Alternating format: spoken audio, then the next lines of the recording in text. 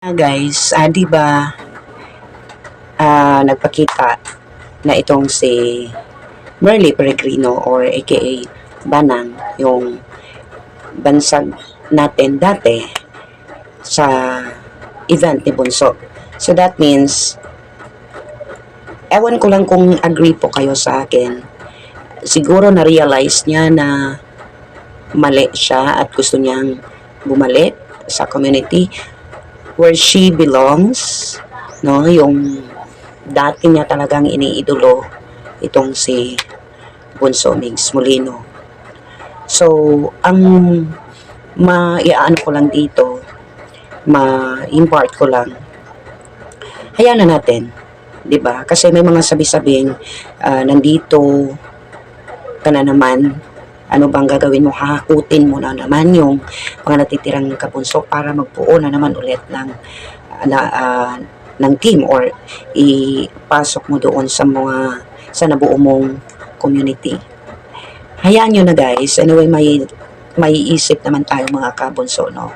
May ano naman tayo. Alam kong hindi magpapaloko yung mga natitirang kabunso dito sa community ito.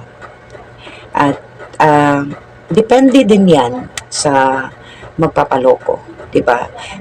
Ang importante is alam na natin kung anong ginawa niya at sa community dati kaya nahati at nagkabuwag-buwag ang mga supporters. Hayaan na natin na nag-show up siya, nagpakita siya nung nakaraang event. Baka naman siguro guys, may good intention siya. Baka gusto niyang ibalik yung kasiyahan dati at saka ibalik yung mga taong nasa sa kanya ngayon at ibalik sa community ni Bunso. So hindi natin alam yung story dyan behind. Kasi silang Bunso lang naman yung nagkausap. Siguro nagkausap talaga sila ng masinsinan as to why, no, bakit nangyari at siguro nagkapatawaran. Kasi hindi magiging yung kasi nakita natin no sa itong nasa thumbnail ko. Nakita natin na smile, parang naka-smile at si Bunso naman talaga is kahit nagkasala sa iyo is grabe talaga yung yung smile pa kahit nagkasala sa iyo, 'di ba? Ang gusto lang ni Bunso is happy. So going back, hayaan na natin guys, baka ito na yung time na madadagdagan ulit or may babalik ulit yung mga supporters dati ni Bunso na napasa kanya, no? Ito na yung time siguro na bubum ulit si Bunso. Magiging marami ulit tayong mga kabunso, no? Let's just observe na lang mga kabunso kung ano po ang mangyayari in the near future. But for now, we need to embrace Merly. We need to welcome also Merly if pabalik na siya sa community, diba?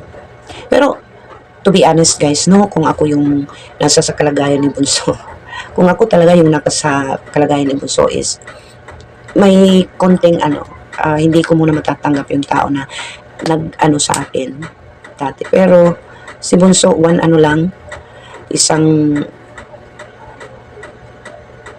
attend lang, yung parang wala lang nangyari, di ba?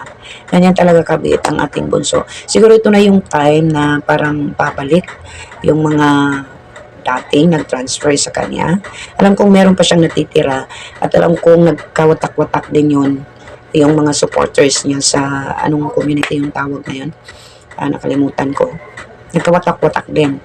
So that means ilan na lang yung natitira. At least kahit pa paano madadagdag yan kung talagang babalik na siya sa community ito ni Bunso.